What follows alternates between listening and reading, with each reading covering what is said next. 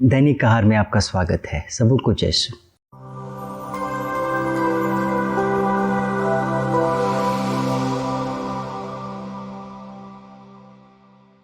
ख्रिस्त में मेरे मित्रों, मेरे प्यारे भाइयों और बहनों, मैं जिस गांव से आता हूं उस गांव का नाम है इगतपुरी।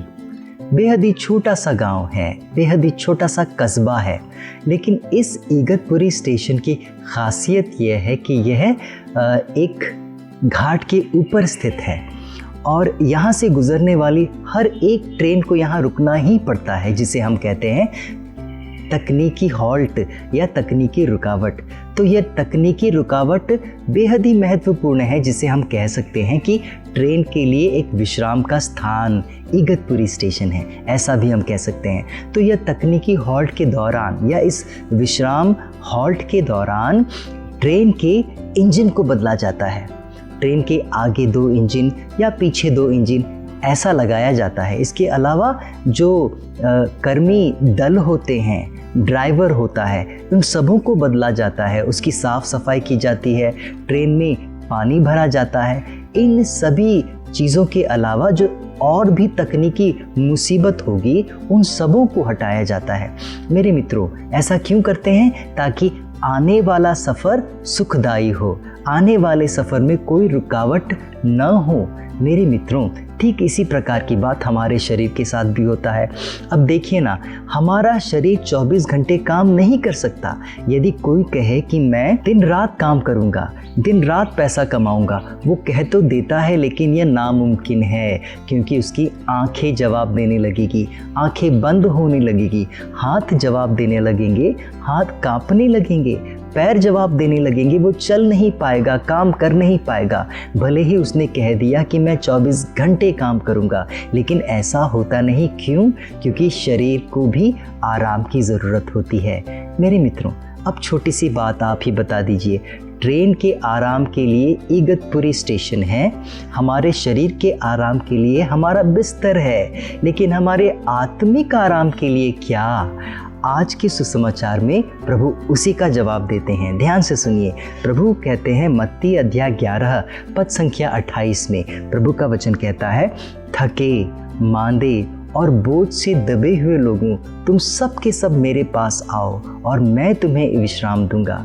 याद कीजिए मैंने जो कहा, ट्रेन के लिए तकनीकी हॉल्ट ज़रूरी है, आराम ज़रूरी है। क्यों?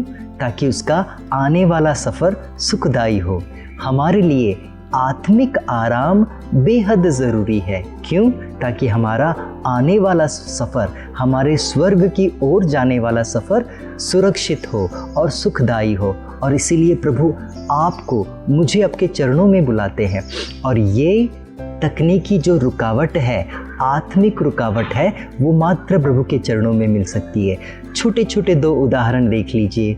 हम देखते हैं एक पापिनी महिला जो व्यभिचार में पकड़ी गई थी, लोग उसे पत्थरों से मार रहे थे। वो शायद अपने जीवन में अपने शरीर के लिए आराम खोज रही थी, किसी पुरुषों के द्वारा व्यभिचार भरे जीवन के द्वारा अपने शरीर के लिए आराम खोज रही थी।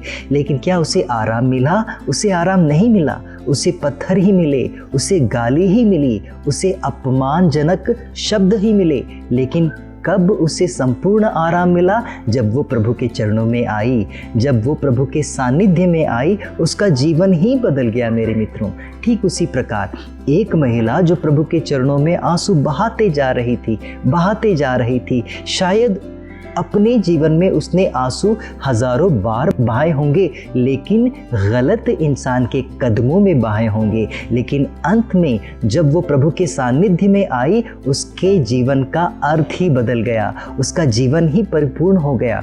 मेरे मित्रों, ध्यान से सुनिए प्रभु का वचन क्या कहता है।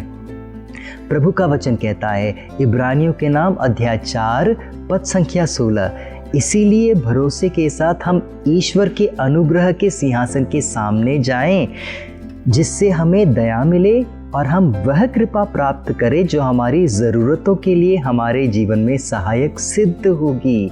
अब ध्यान से सुनिए, एक और वचन है।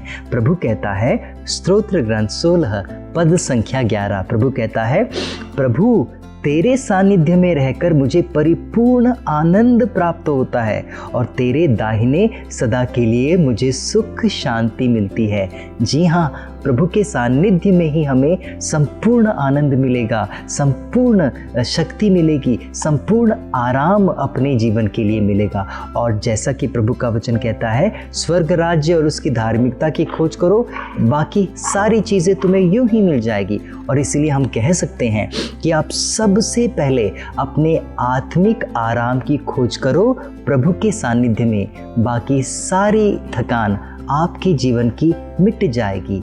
आपके जीवन में और किसी आराम की ज़रूरत होगी नहीं। सबों को जय यीशु।